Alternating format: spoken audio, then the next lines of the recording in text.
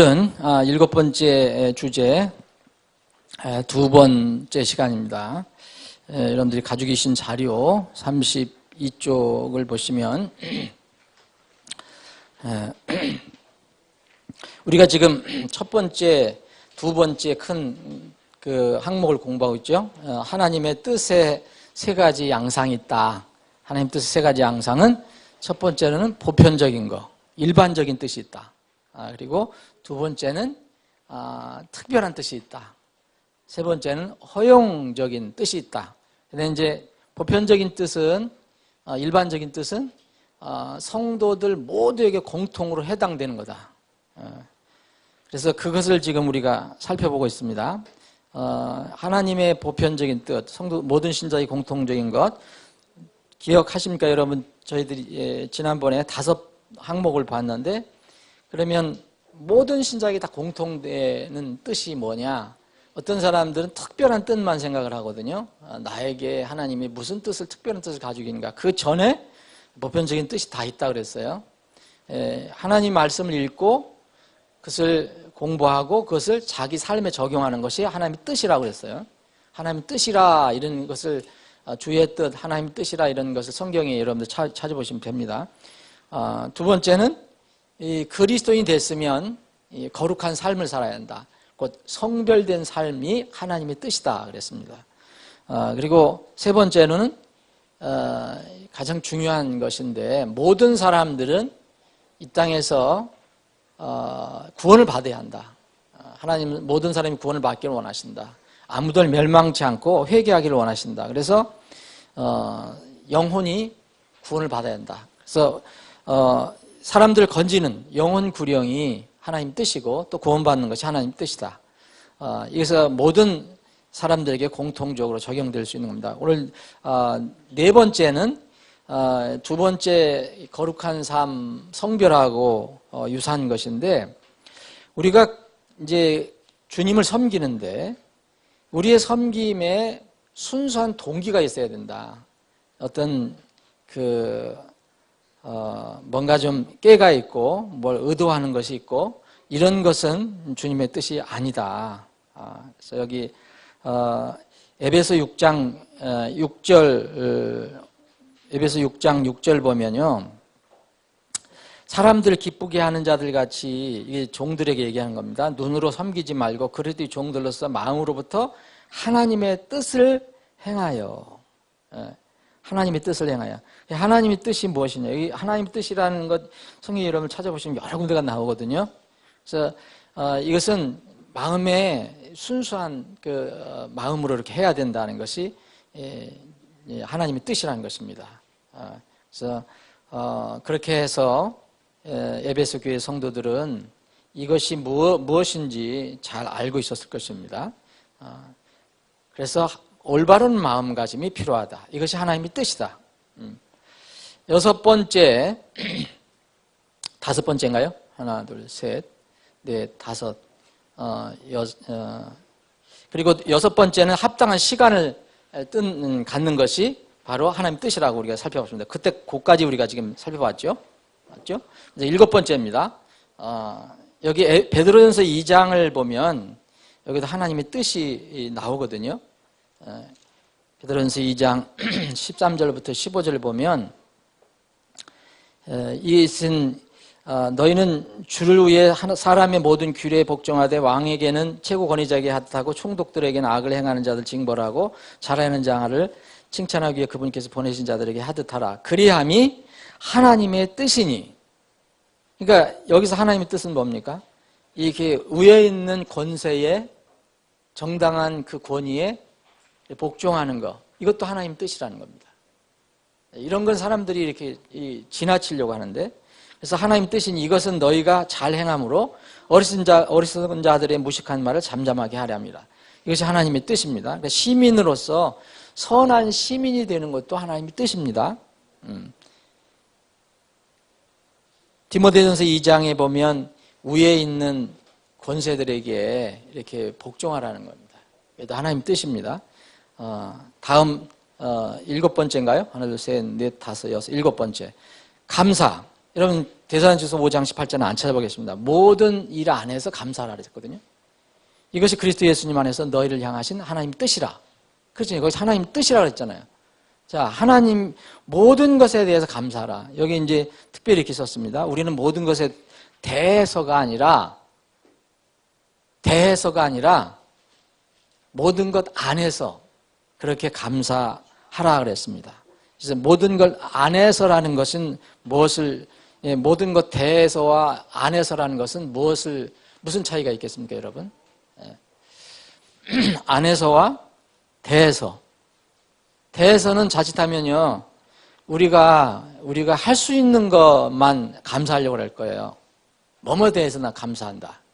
그런데 안에서라는 것은 어떤 내가 만족하든 안 하든 간에 그 안에 있으면 그것에 대해서 다 감사해야 된다. 그런 차이가 있는 것을 봅니다. 자, 그래서 지금 이제 7가지를 우리가 이제 살펴봤는데, 이런 보편적인 뜻, 그 모든 신자에게 공통적으로 적용될 수 있는 겁니다.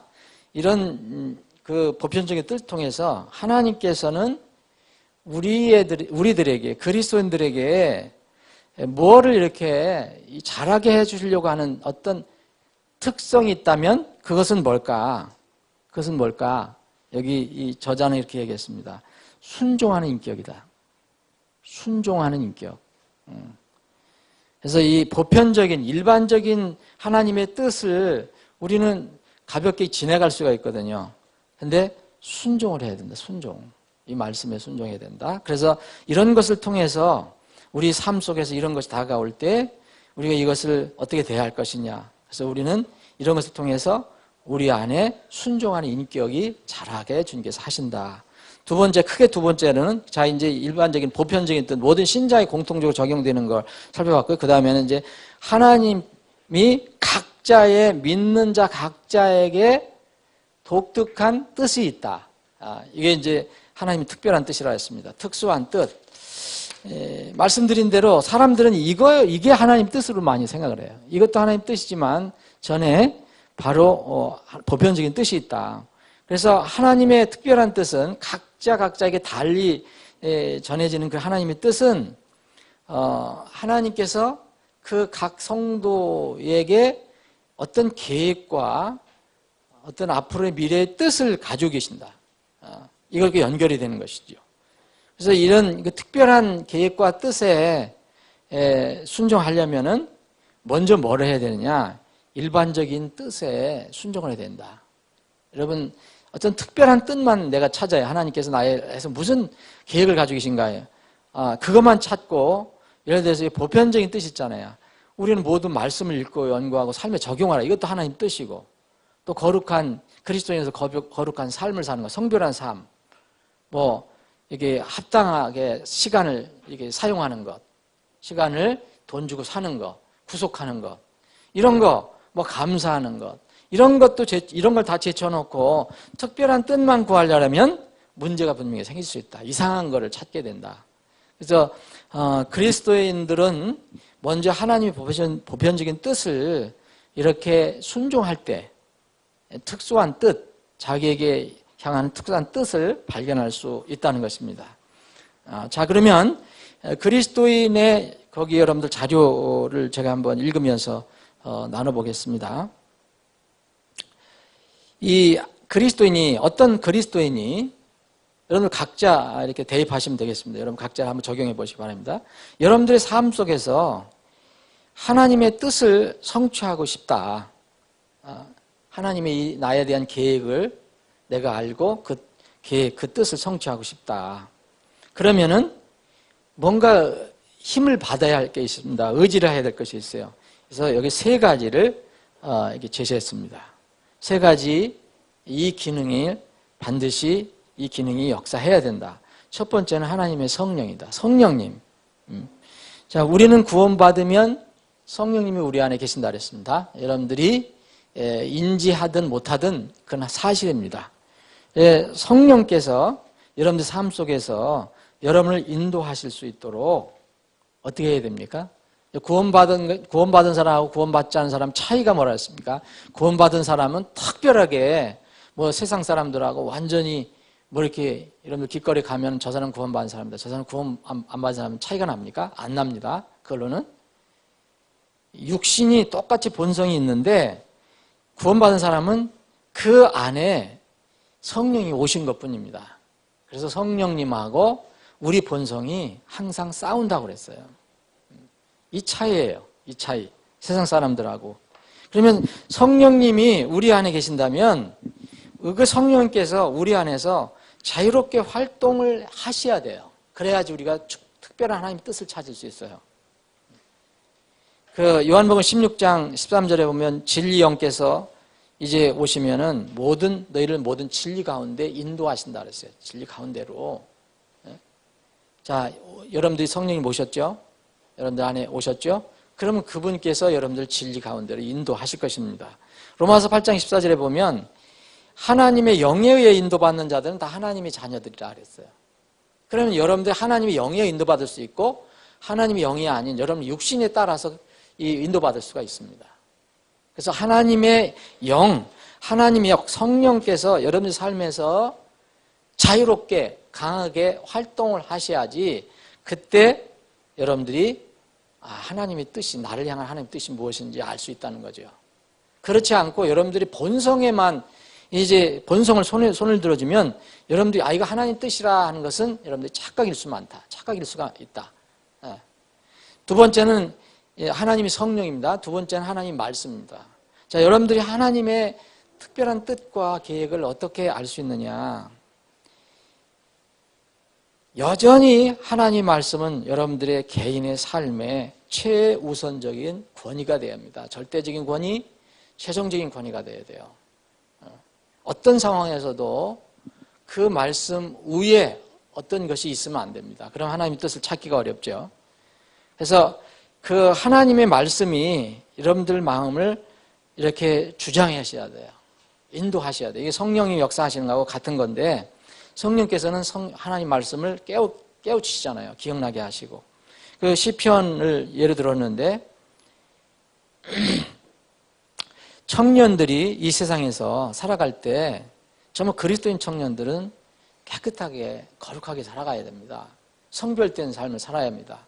물론 이게 연령적인 것도 청년이지만 여러분들이 생각하는 정말 여기서 청년은 우리 그리스도인들은 다 주님의 청년이라고 볼 수 있습니다. 그래서 시편 119편 9절에 보면 청년이 무엇으로 자기 길을 깨끗하게 하리까? 어떻게 깨끗하게 할 수 있을까요? 주의 말씀을 따라서 해야 됩니다. 주의 말씀을 따라서 자기 길을 조심함으로 할 수 있다. 그래서 말씀이 강하게 역사해야 한다. 골로새서 3장을 한번 보겠습니다. 골로새 3장.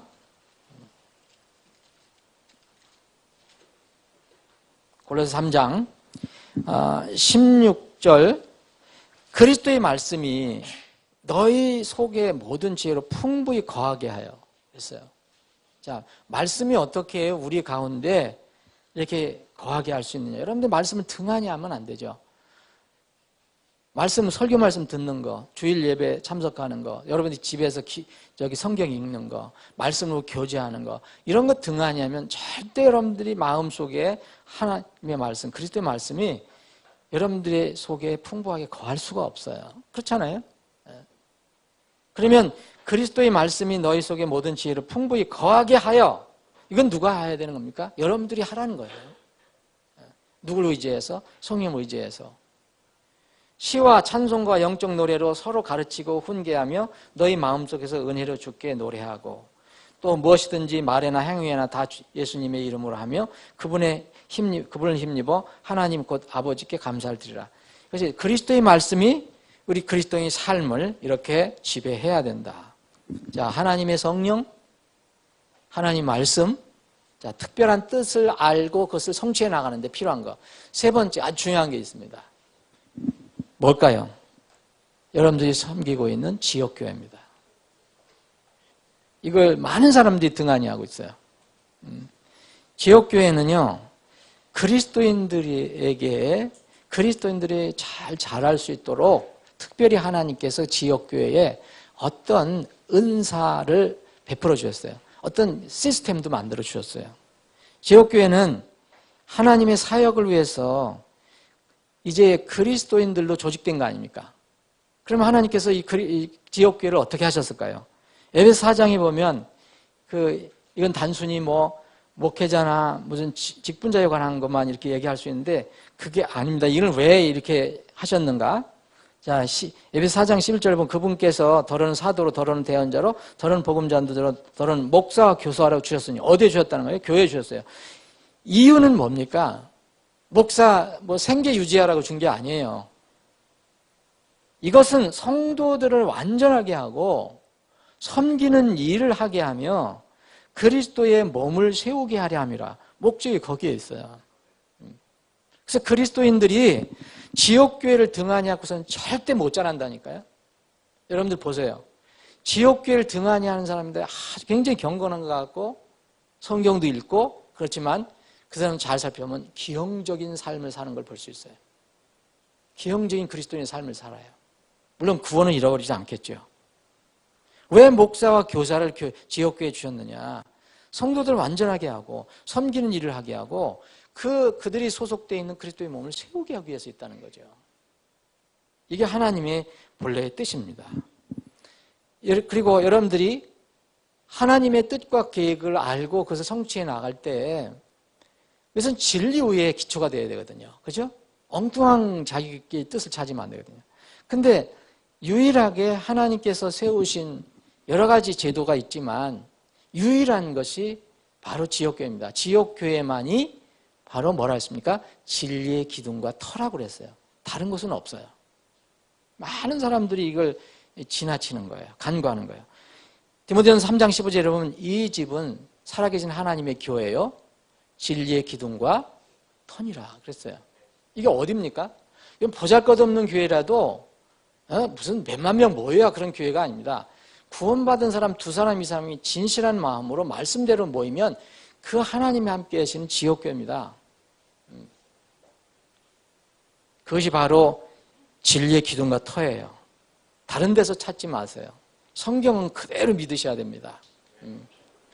여러분들 산에 가서 찾으면 안 되고 바다 가서 찾으면 안 돼요. 구원을 잃어버리지 않아요. 주일날 하나님은 어디에 다 계신다. 어디에 다 계세요. 그런데 들이 진리의 기둥과 터는 아니에요. 여기서 이렇게 얘기합니다. 하나님께서 원하는 그곳에 계십시오. 디모데전서 3장 15절에 바울 사도가 얘기한 것은 이 디모데에게, 젊은 사역자 디모데에게 너 그 하나님 집에 항상 있으라는 그런 얘기 아닙니까? 내가 거기를 가기를 원하는데 하나님께서 원하시는 그곳에 계십시오. 그러면 하나님께서 당신에게 해야 할 것을 보여주실 것입니다. 여러분들이 하나님의 뜻과 계획을 찾기를 원하십니까? 여러분 개인에 대한 특별한 뜻, 하나님의 성령의 역사하심, 그리고 하나님 말씀, 그리고 지역교회에서 여러분들이 어떻게 느끼고 깨닫고 또 일을 하는가, 여기에서 여러분들의 뜻을 하나님께서 알려주실 것입니다. 자, 두 번째, 하나님 특별한 뜻에서 그러면 어떻게 하나님께서 여러분들의 삶에서 아주 구체적인 것들까지 인도하십니까? 이렇게 그렇게 한다고 여러분들 다 믿으실 것입니다. 여러분들이 이렇게 했어도 여러분이 잘했든 못했든 간에 하나님의 뜻이라는 거, 나중에 여러분들이 고집을 피우고 욕심을 부리고 여러분의 뜻대로 이렇게 한 것 같지만 그것도 하나님께서 허용을 하신다는 것. 허용을 하신다는 것. 조금 이제 보겠습니다. 자, 하나님은 다음 같은 것들을 통해서 이제 그 하나님의 뜻을 우리 각자에게 알려주십니다. 거기 5가지를 이렇게 들어줬어요. 성경 공부를 통해서, 그리고 설교를 통해서, 기도를 통해서, 경건한 충고를 통해서, 삶의 환경과 상황을 통해서. 자, 아까 3가지는 여러분들이 하나님의 뜻을 찾고 이루는데 어떤 3가지 기능이 있었다고 그랬어요. 하나님 말씀, 하나님의 성령, 그리고 지역교회. 그리고 이제 구체적으로 여러분이 하나님의 뜻을 찾고 싶다. 그럴 때는 이게 하나님 뜻이구나. 나를 향한 하나님 뜻이나 깨달을 때가 언제 있느냐. 첫 번째 성경 공부라는 거예요. 성경 공부도 되고 여기 이제 설교 나오지만, 자, 40절, 시편 40편 8절에 보면, 오, 나의 하나님이여, 내가 주의 뜻을 행하기를 기뻐하오니, 그래서요, 내가 주의 뜻을 행하기를 기뻐하오니, 참으로 주의 법이 내 마음속에 있나이다. 예, 주의 법, 주의 말씀, 이것을 알아야 된다는 거죠. 예. 시편 143편 10절, 주는 나의 하나님이오시니, 나를 가르쳐 주의 뜻을 행하게 하소서. 나를 가르쳐 주의 뜻을 행하게 해달라. 성경을 공부해야 돼. 두 번째는 이 설교가 때로는 하나님의 뜻을 깨닫게 한다는 거예요. 사도행전 2장에 여러분들이 그게 보시면 이제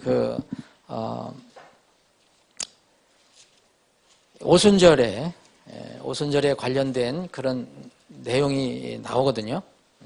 나오는데 여기에서 그 하나님의 뜻이 어떻게 해서 사람들에게 알려지느냐?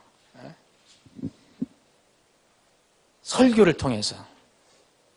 여기 뒤에 보면 이제 사도행전 2장 그 앞에 부분 생략하고요. 이제 2장 앞에 부분 36절까지는 이 사도 베드로가 하나님 말씀을 가지고 거기에 모인 사람들에게 설교를 한 겁니다.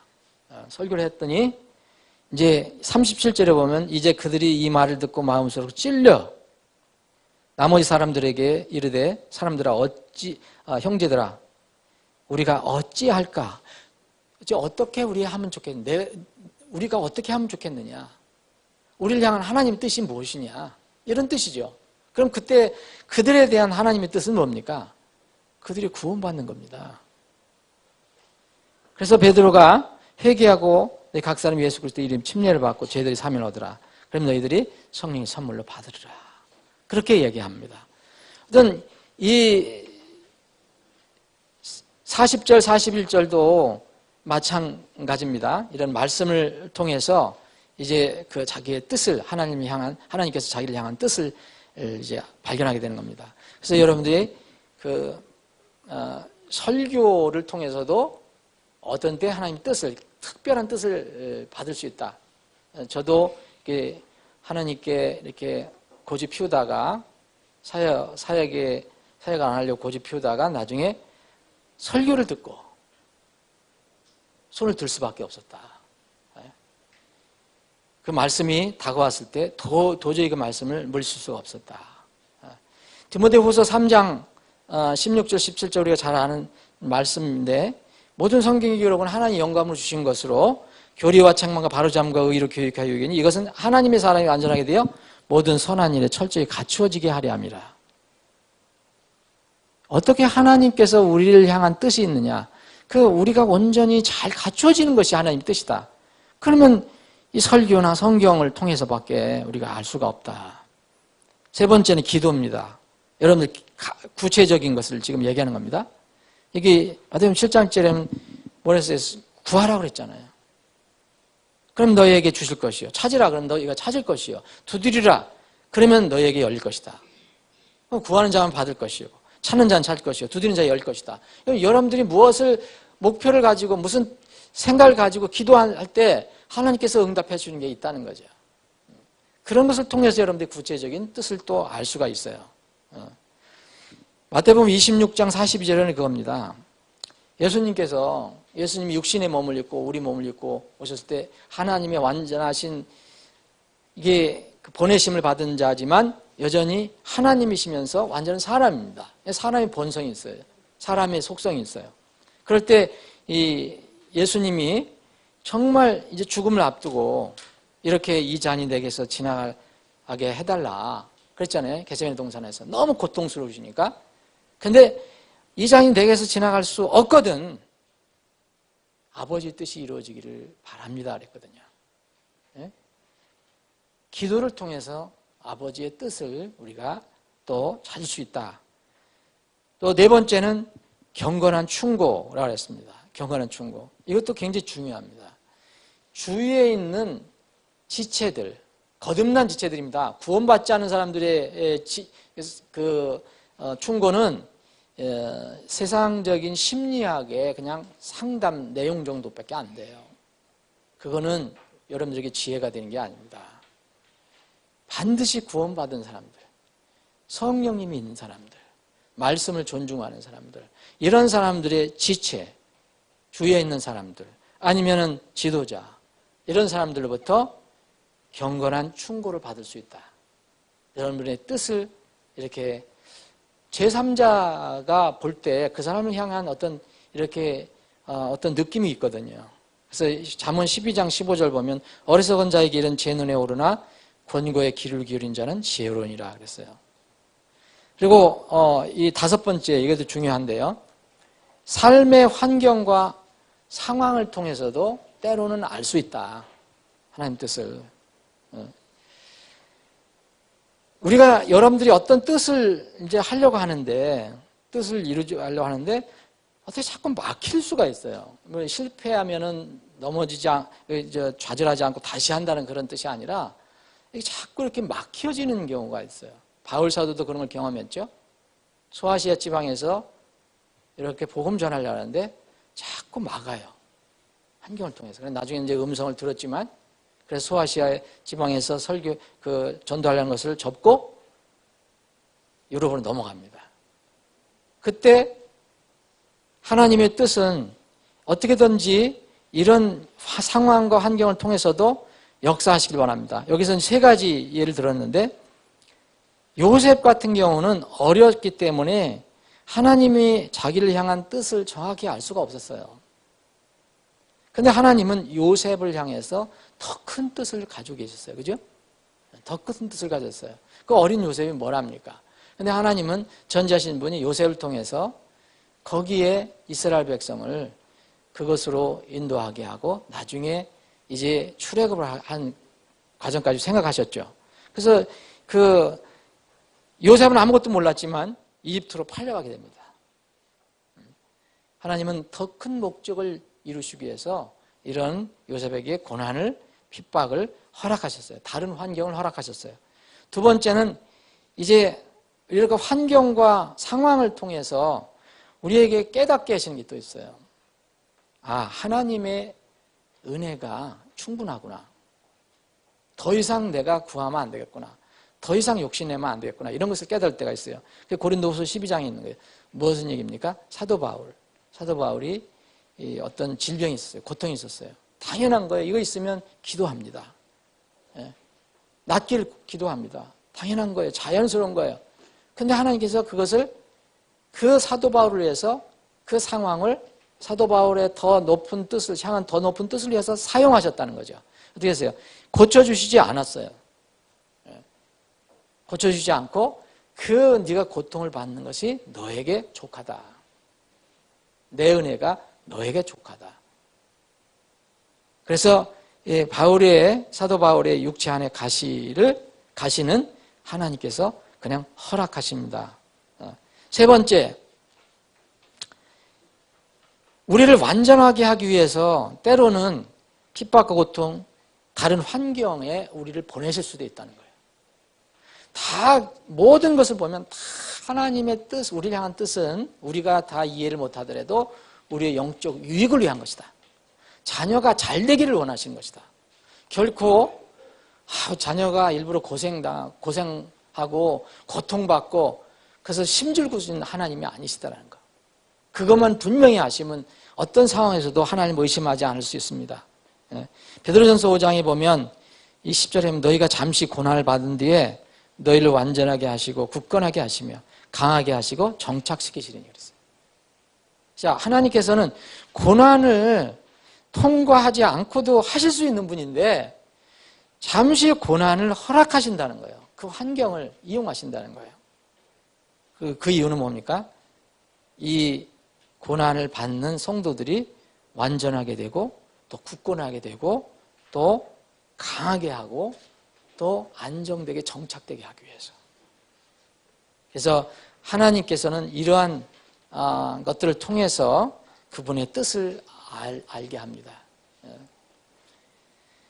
자, 두 번째로 또한 하나님은 다음과 같은 것들을 통해서 우리에게 직접 이렇게 뭔가를 지시하시는 것이 있어요. 세 가지를 얘기했습니다. 여러분들의 마음에 어떤 필요한 것에 어떤 버든이 생겨요. 버든. 부담이 생겨요. 아, 내가 저 지체를 좀 도와야 되겠는데 자꾸 부담이 생겨요. 그 하나님이 지시로 받아들이고 하시면 좋습니다. 그리고 내가 저 일을 좀 섬겼으면 좋겠다. 저 사역을 했으면 좋겠다. 내가 참 저건 사람들이 보잘것없는 것을 보지만 나는 저걸 한번 섬겼으면 좋겠다. 이런 이 소망이 생길 때 여러분들 하나님께서 지시하시는 것으로 생각하시면 됩니다. 여기 아까도 말씀드렸지만 하나님께서 우리에게 직접 지시하는 게 있다고 그랬는데 열려있거나 닫혀있는 기회의 문이라고 그랬어요. 사도행전 아까도 말씀드리지만 사도행전 16장에 보면 성령님께서 허락하지 않으시는 것이 있어요. 우리가 이것을 구체적으로 여기서 음성을 듣지 않으니까 정확히 모르지만 이런 것들을 이제 이렇게 판단할 때 도움이 될 수 있는 것은 그런 질문을 꽤 받는데 목사님 이것도 하나님의 뜻이라고 생각합니다. 이것도 하나님 뜻이라고 생각합니다. 이렇게 들어보면 다 하나님에 관련된 일이에요. 그리고 다 섬기는 일이에요. 좋은 일이에요. 근데 여러분이 한 번에 두 가지를 한꺼번에 못 하잖아요. 예를 들어서 나는 선교사를 가고 싶다. 아프리카 선교사로 가고 싶다. 그게 하나님 나에게 주신 버든이다. 아, 근데 또 저 지옥교회를 내가 목회자로 섬기고 싶다. 그것도 좋은 일이에요. 그래서 하나님이 버든을 주신다 그러면 어떻게 하는 게 주님의 뜻입니까? 여러분 어떻게 판단합니까? 여러분들이 한꺼번에 두 일을 못 하잖아요. 아프리카에서 선교 일을 하다가 여기 한국에서 또 목회 일을 할 수가 없잖아요. 그럼 어떻게 해야 되냐? 여기는 아주 극단적인 예지만 여러분들이 사소한 것이라도 그렇습니다. 이것도 하나님과 관련된 일이에요. 이것도 하나님과 관련된 일이에요. 그럼 어떻게 내가 결정을 할까? 이럴 때 제가 수년 전에 우리 목회자들 모임이 있었어요. 이렇게 1박 2일로 이렇게 이 하룻밤 자면서 했을 때 있었는데 그때 이 토론이 있었어요. 근데 저는 이런 의견을 냈거든요. 제가 이렇게 살아보는데 경험적으로도 이런 것이 분명히 있거든요. 저는 지금 목회자로서 두 가지 이상의 하나님을 섬기고 싶은 일들이 있어요. 선교사로 가고 싶은 마음도 있고 목회를 계속 섬기고 싶은 마음도 있고 또 이 하나님의 일을 위해서 이걸 하고 싶은 일도 있고 다 하나님 일이에요. 근데 어떤 것이 나에 대한 그 상황에서 하나님 뜻이냐?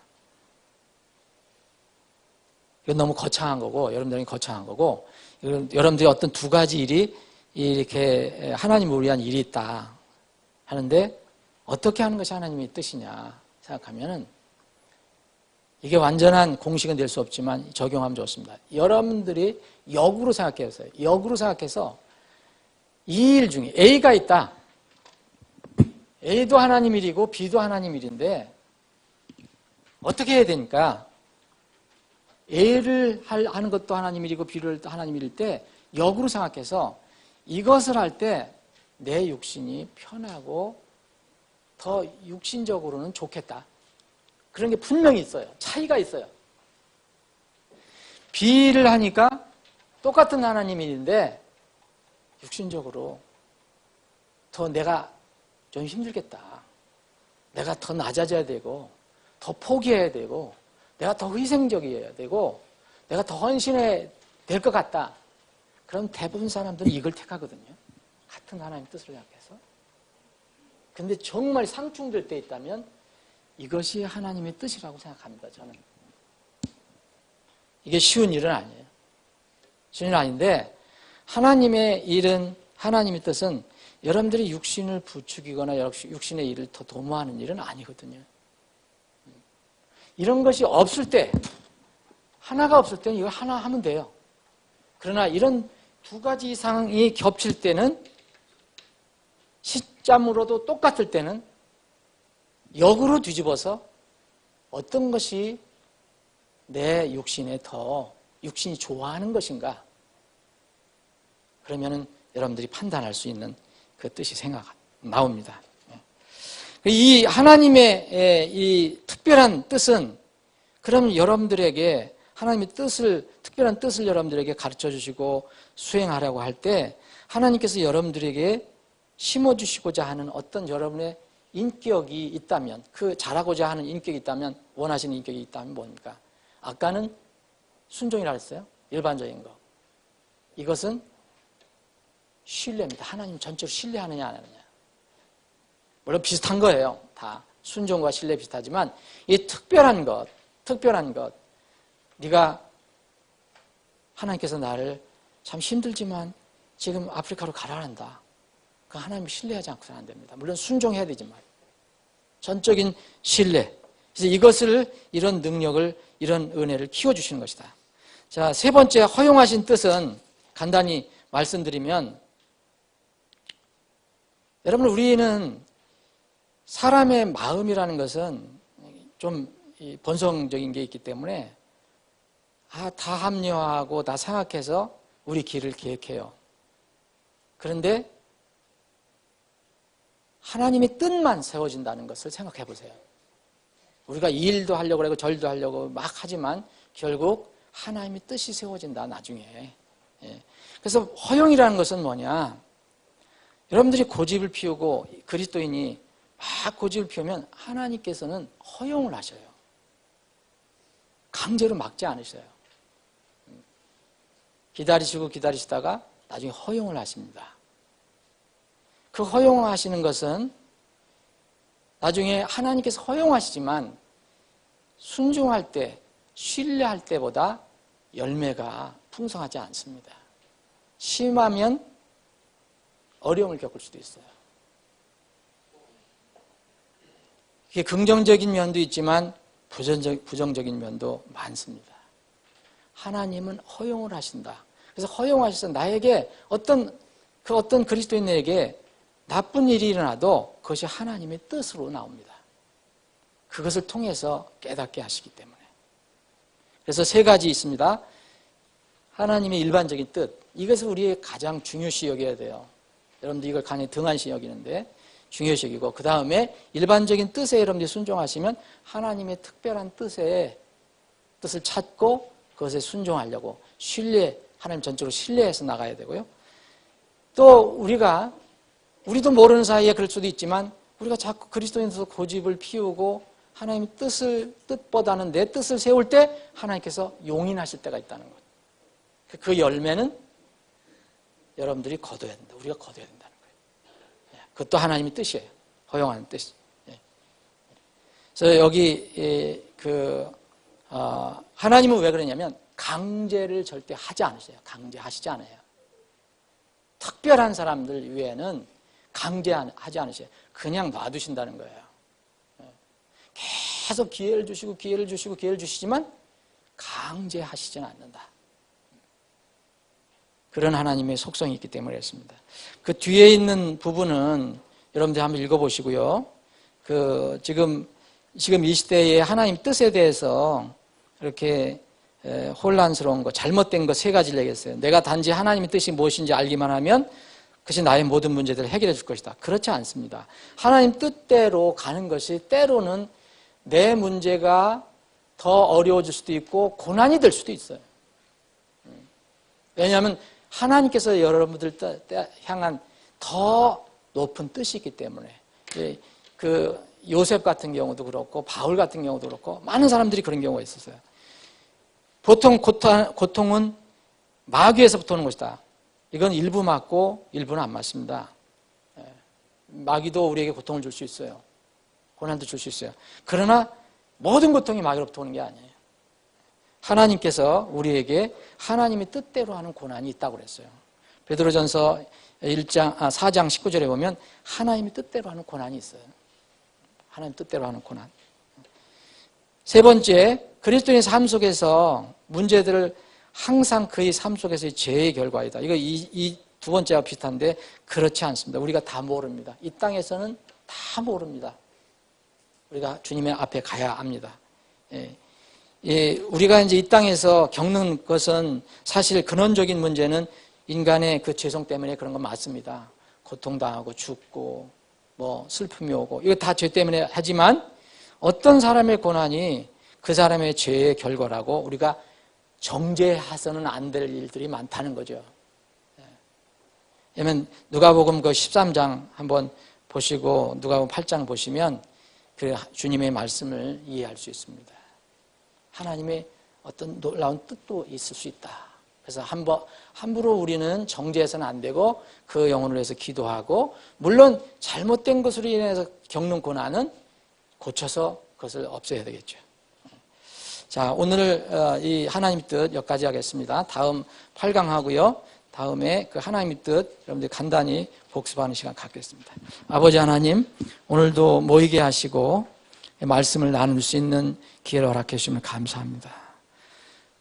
하나님께서 우리를 구원해 주시고 하나님 자녀로 삼아주시고 하나님의 자녀로 성별된 삶을 이 땅에 살게 하신 것 하나님의 뜻임을 저희들이 믿습니다. 그러나 주님, 저희들에게 또 각자에게 특별한 뜻이 있음을 믿습니다. 우리 사랑하는 지체들이 각자의 재능대로 그 성격대로 또 하나님께서 쓰시고자 하는 뜻이 있습니다.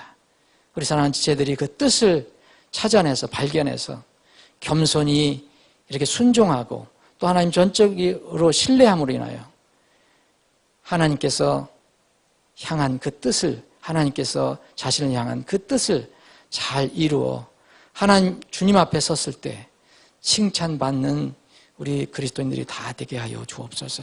이 시간 이후로 진행되는 모든 절차를 주님의 손에 의탁합니다. 오직 주님만 영광 받아 주시옵소서. 거룩하신 예수님의 이름으로 기도합니다. 아멘.